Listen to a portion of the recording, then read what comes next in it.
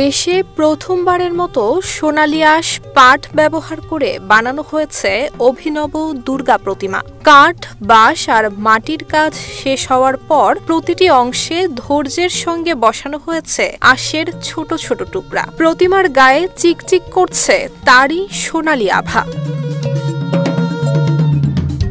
প্রতিমা নির্মাণে ব্যবহৃত হয়েছে প্রায় 50 কেজি আঁশ। খরচ পড়েছে 1,20,000 টাকার মতো। পুজোর 5 দিনে খরচ হবে আরও 1.5 থেকে 2 লাখ টাকা, যা বহন করছেন স্থানীয় বাসিন্দা এবং প্রবাসীরা। প্রতি বছর এখানে নিত্য নতুন কিছু তৈরি করার চেষ্টা করি। তারই ধারাবাহিকতায় 2023 সালে আমরা ধানের প্রতিমা করছিলাম। সেই ধানের প্রতিমা করার পরেই এখানে অসংখ্য দর্শনার্থী ঢল নামে।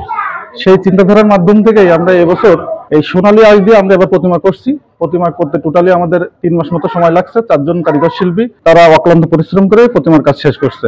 এই প্রতিমা তৈরি করতে টোটালি আমাদের 1,20,000 টাকার মতো ব্যয় হয়েছে এবং ইন টোটাল সব মিলে আমাদের 3 লক্ষ টাকা মতো সব মিলে বাজেট আছে আর কি। এই প্রতিমাকে ঘিরে সাতক্ষীরার পালপাড়ায় কয়েকদিন ধরেই জমে উঠেছে উৎসবের আমেজ। RICL TMX, যুগের পর যুগ স্থাপনা থাকে মজবুত।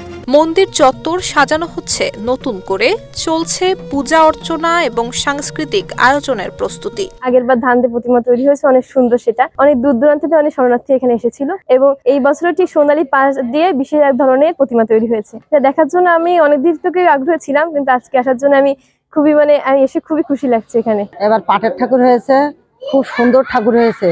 তা আমরা এখনো পূজা আমাদের শুরু হয়নি, তাই এখন বহু লোকজনের সমাগম হচ্ছে বা আসতেছে সবাই। আপনাদের আমন্ত্রিত, আপনারা সবাই আসেন, আমাদের ঠাকুর দেখেন, দেখে আমাদের উৎসাহিত করেন বা আপনারা আসেন, আমরাও আপনাদের নিয়ে আনন্দ করব। এবছর সাতক্ষীরার 7টি উপজেলায় মোট 587টি মণ্ডপে অনুষ্ঠিত হতে যাচ্ছে হিন্দু ধর্মাবলম্বীদের সবচেয়ে বড় উৎসব শারদীয় দুর্গাপূজা। 28 সেপ্টেম্বর ষষ্ঠী পূজার মাধ্যমে শুরু হবে আনুষ্ঠানিকতা। তবে তার বেশ আগে থেকেই প্রতিদিন শত শত মানুষ ভিড় জমাচ্ছেন পালপাড়ার অভিনব এই মণ্ডপে। নুসরাত জাহান মেহেক, ঢাকা পোস্ট।